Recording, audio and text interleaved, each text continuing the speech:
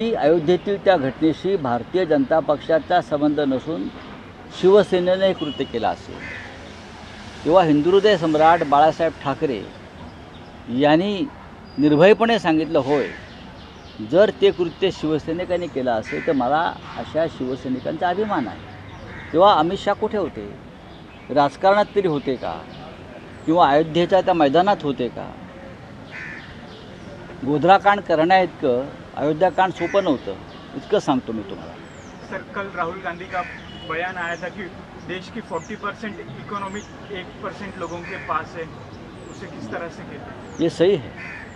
देश की 40% इकोनॉमी मोदी जी के 2 या 5 लोगों के हाथ में है, ये सत्य है। और ये लोग गरीबी हटाना चाहते हैं। मुफ्त अनाज देने से गरीबी नहीं है, लोगों को रोज़गार देना चाहिए। कहाँ है रोज़गार, आप मुझे बताइए, कितना रोज़गार दिया ये लोगों ने? हाँ, और क्या है? काल सॅम पित्रोडा यांनी जे विधान केलं त्याच्यामुळे काँग्रेस पक्ष पुन्हा एकदा अडचणीत आला। मला असं वाटत नाही, याच्यावर चर्चा होऊ शकते।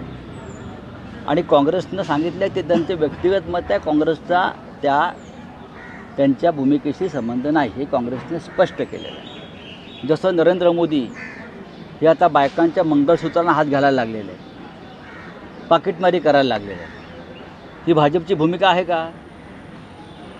खरं म्हणजे काँग्रेसच्या राज्यात नाही तर मोदींच्या राज्यातच बायकांची मंगळसूत्र ही गहाण पडत आहेत, लुटली जात आहेत। देशामध्ये ते मंगळसूत्राच्या गोष्टी करतात। जो माणूस स्वतःच्या घरातल्या मंगळसूत्राला प्रतिष्ठा देऊ शकला नाही त्याने दुसऱ्याच्या मंगळसूत्रांची उठाठेव करू नये। या देशामध्ये, या देशातल्या महिलांची मंगळसूत्र ही का विकली गेली, का लुटली गेली?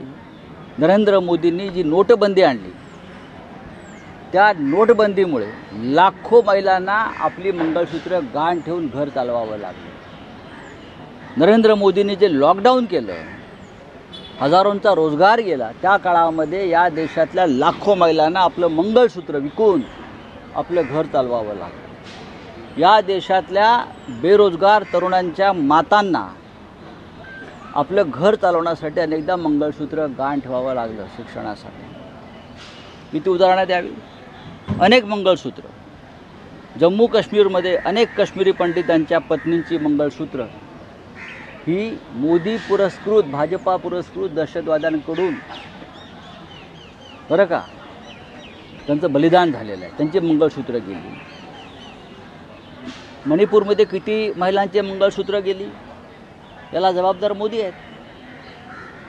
किती मंगळसूत्राची प्रतिष्ठा मोदींनी ठेवली। या देशामध्ये मंगळसूत्रावर गंडांतर आला असेल महिलांच्या तर ते नरेंद्र मोदींमुळे आले।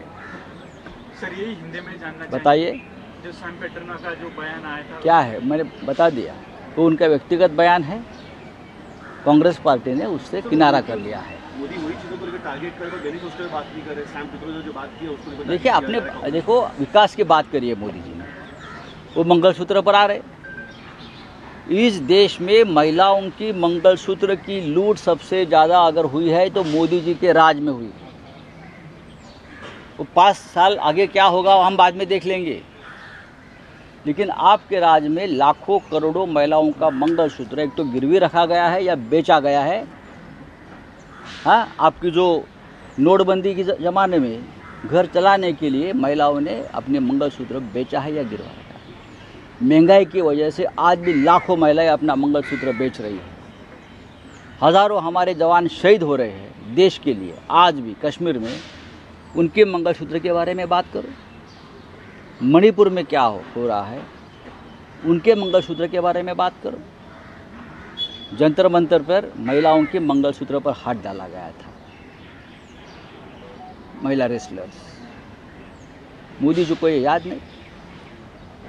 जो व्यक्ति अपने घर में मंगलसूत्र को प्रतिष्ठा नहीं दे रहा है वो दूसरों की मंगलसूत्र के बारे में ठेकेदारी मत करिए।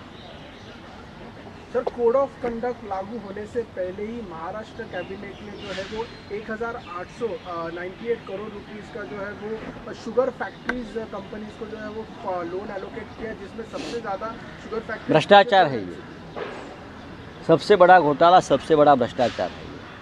अब कहाँ है चुनाव आयोग, कहाँ है सरकार, कहाँ है EOW, कहाँ है ईडी?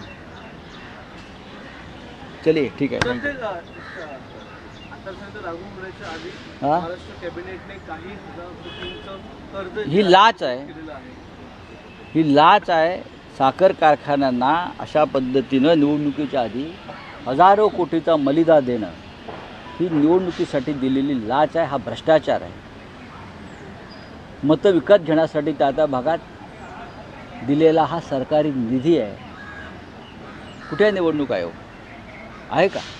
पाहावं त्यांनी आता याकडे. सांगलीमध्ये सर अजूनही विनोद पाटलांनी आपला उमेदवारी अर्ज संभाजीनगर. भरला नाही. तर म्हणजे सांगलीमध्ये विशाल पाटील. विशाल पाटलांनी अजून मागणी मला असं वाटतं तिथे भारतीय जनता पक्षानं 2 उमेदवार ठेवले आहेत. आमच्या पैलवानाशी लढत द्यायला एक उमेदवार कमी पडतो आहे, चंद्रहार पाटीलना. त्याच्यामुळे भारतीय जनता पक्षानं दुसरा उमेदवार लिफाफा घेऊन पाठवलेला आहे. त्याच्यावरती आम्ही योग्य वेळी बोलू. याच्यामागे कोण आहे, कोणाची प्रेरणा आहे, कोणाची ताकद आहे, हे भारतीय जनता पक्षाचं कारस्थान आहे. भारतीय जनता पक्षाला सांगलीची निवडणूक सोपी जात नाही आहे. डबल महाराष्ट्र केसरी चंद्रहार पाटील हे झपाट्यानं पुढे जात आहे. लोकांचा त्यांना पाठिंबा मिळतो आहे. त्याच्यामुळे घराघरात लिफाफे वाटण्यासाठी भरलेले त्यांनी भाजपनं दुसरा एक उमेदवार अप्रत्यक्षपणे मैदानात आणला आहे का, या संदर्भात लोकांच्या मनामध्ये शंका आहे. एक प्रश्न म्हणजे आपण ज्यावेळी मशाल गीत हे लॉन्च केलं आणि मशाल गीताद्वारे मशाली चिन्ह पुरवण्याचा प्रयत्न केला, त्याच्यानंतर ताबडतोब